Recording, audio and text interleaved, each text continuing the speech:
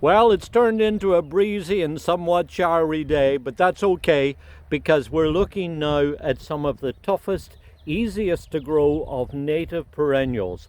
And these are, of course, if you don't recognize them, these are Baptisias or false indigos.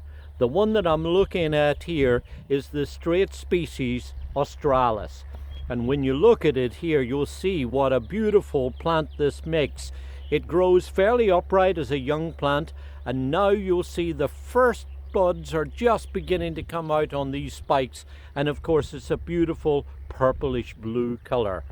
Really dramatic because these are native species that pretty much grow all over the central and northeastern part of North America, and therefore bring with them a tough reality that means that they make really very easy to look after and really very pretty native perennials.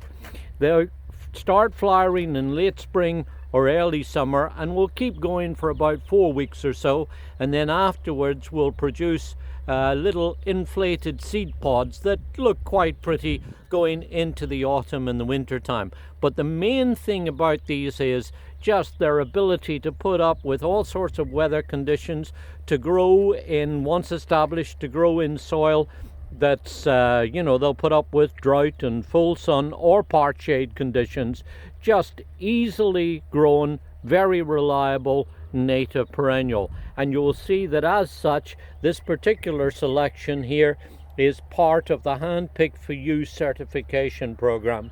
That means that it really brings with it that little bit extra assurance has been a tough and reliable and very useful landscape plant. Now I'm going to jump over the second one and go to this one now because it's related to ordinary australis, but this is a clone or form that was found called purple smoke. It's one of the older clones, but it's also one of the shorter and more compact ones, and when you look at its flowers here you can see where the name comes from. This time, as you see, it's a little earlier flowering. It's got a deeper, more purpley flower and very interesting dark kind of charcoal stems. Also a really highly reliable plant that needs hardly any maintenance once you get it planted.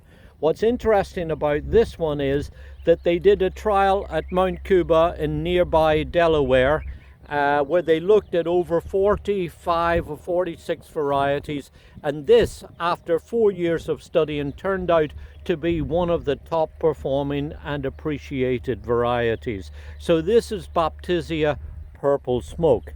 And then look here in the middle. This is an unusual yellow flowering one called American Goldfinch. The buds are just now beginning to open.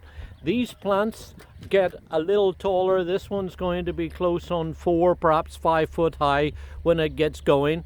Silvery kind of greenish blue to the lupine-like or clover-like foliage, as you see.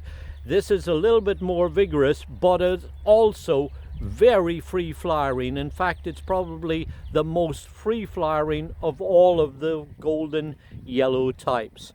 What's nice about these is that, as I say, they're hardy, they're reliable, they're easy to grow, they don't need much maintenance, and they're not really bothered by pests and diseases or things that eat them. So altogether, really reliable plants that I think you'll enjoy growing, especially if you like growing native perennials.